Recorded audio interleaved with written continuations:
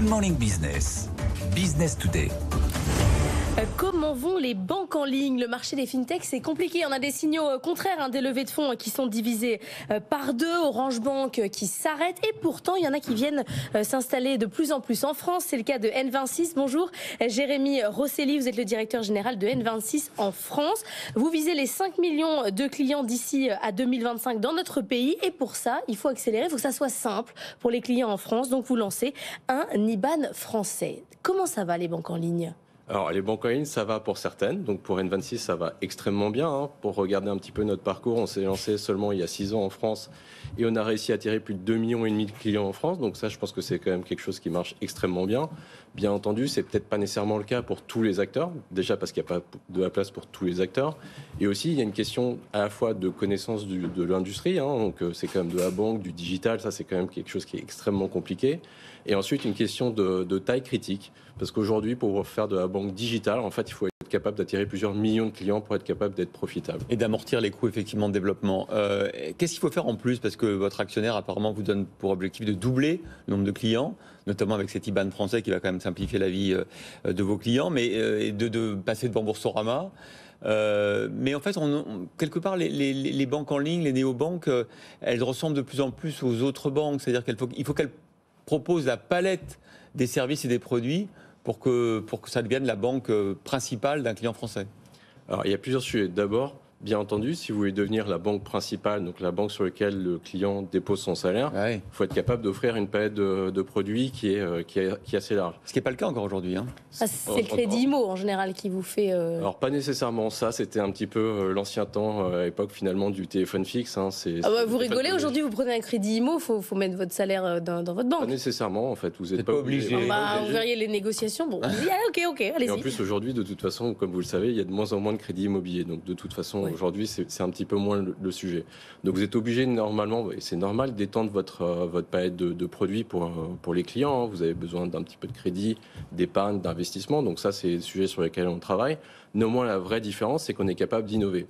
Aujourd'hui, les banques en ligne et banques traditionnelles, en fait, c'est toujours la même offre qui est repackagée et qui est même poussée sur les différents... Mais par exemple, vous, est-ce que vous offrez des placements, des cryptos, des choses comme ça pour être différenciant? Alors typiquement, des cryptos, c'est déjà des choses qu'on offre dans différents pays. On le fait déjà dans 6 pays en Europe et c'est des choses qui vont arriver rapidement en France. Des produits d'épargne, c'est quelque chose qu'on a lancé il y a quelques semaines en Espagne avec un compte rémunéré à 2,26%. Donc ça aussi, c'est des choses sur lesquelles nous avançons. Vous allez le faire en France aussi ? On va le faire en France, pas nécessairement de la même façon, mais l'objectif, c'est d'être capable de le lancer d'ici la fin de l'année. Pourquoi pas de la même façon ? Parce qu'on essaye de s'adapter, on essaye d'apprendre aussi. Il y a des apprentissages qu'on a fait, qu'on a eu notamment en Espagne. Donc là, l'idée aussi, c'est d'être capable de voir comment le marché peut être différent. Ça serait disruptif d'avoir un compte rémunéré en France, on n'en a pas. Je pense que ça serait une valeur de différenciation importante quand même. Exactement. Et d'ailleurs, de toute façon, on le sait, le sujet des dépôts pour les banques et les banques en ligne vont être un sujet assez critique pour la fin de l'année et l'année prochaine. Et pour nous, c'est aussi un axe de développement parce que mécaniquement, comme n'importe quelle banque, si vous déposez 1 000 € dans votre banque, et aujourd'hui, avec les taux d'intérêt, la banque, elle va gagner 40 € par an. Alors pourquoi vous ne le faites pas ? Parce que j'ai l'impression qu'il y a une sorte de lobby, de pression, parce que il n'y a pas un acteur qui le fait. Moi, si vous m'offrez de 26%, je préfère mettre mon dépôt chez vous que dans ma banque. Alors nous, on va le faire, très simplement. Il faut juste, on ne peut pas tout faire en même temps, donc on est obligé de prioriser, parce que n'oubliez pas qu'on est présent dans 24 pays. Donc mécaniquement, on ne peut pas tout faire, mais il ne faut pas oublier aussi qu'on n'a seulement que 8 ans. Là où les banques traditionnelles, finalement, ont plus d'une centaine d'années. Donc c'est normal de prendre un petit peu plus de temps, mais ça, c'est des choses qui vont arriver assez rapidement avant la fin de l'année. Oui, parce que vous dites qu'il faut aller vite, il faut faire des économies d'échelle avec un max de clients. Quand vous regardez quand même l'échec d'Orange Bank en France, vous êtes un groupe international, vous ne dites pas la France, il y avait trop d'acteurs, c'est pas le bon marché ? Pas du tout. Je pense que d'abord, il y a simplement une question de compétences. Orange sont très bons pour faire des réseaux, pour vendre des abonnements.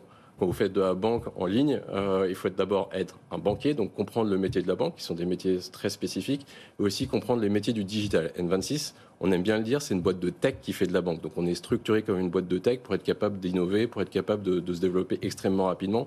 Ce n'était pas nécessairement le cas d'Orange, et c'est probablement une des raisons qui explique cet échec. Un IBAN français, c'est waouh. Enfin, ça change quoi en fait? Eh ben, ça change beaucoup de choses. Ça change d'abord beaucoup de choses simple pour les clients. D'abord, en plus en France, on est le seul pays où on parle de RIB. Ça change beaucoup de choses. Oui, dans tous les autres pays, on parle d'IBAN et il n'y a même pas besoin d'imprimer. Donc ça change énormément de choses. D'abord pour les clients, en fait, parce que aujourd'hui, quand vous voulez faire domicilier votre salaire, de temps en temps, les logiciels de paie, ils n'acceptent pas les IBAN allemands. Les IBAN allemands parce qu'ils sont un peu plus longs. Il y a certaines prestations sociales que vous ne pouvez pas vous faire payer.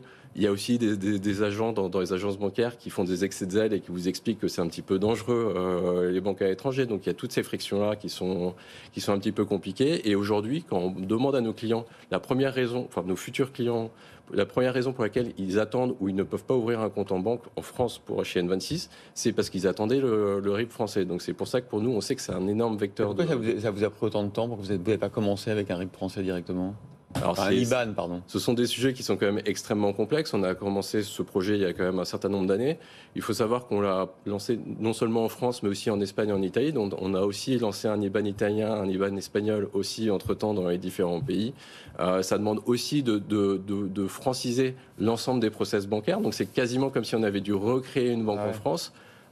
Mais ça, c'est quelque chose au final qui a été extrêmement vite. Donc l'Europe de la finance, c'est pas encore complètement fait apparemment. Malheureusement, non. Et en plus, normalement, c'est ce qu'on appelle la discrimination à l'IBAN. Donc normalement, c'est comme les numéros de téléphone. Vous êtes censé accepter et pouvoir utiliser n'importe quel numéro de téléphone ou IBAN en Europe. Et malheureusement, c'est pas encore le cas.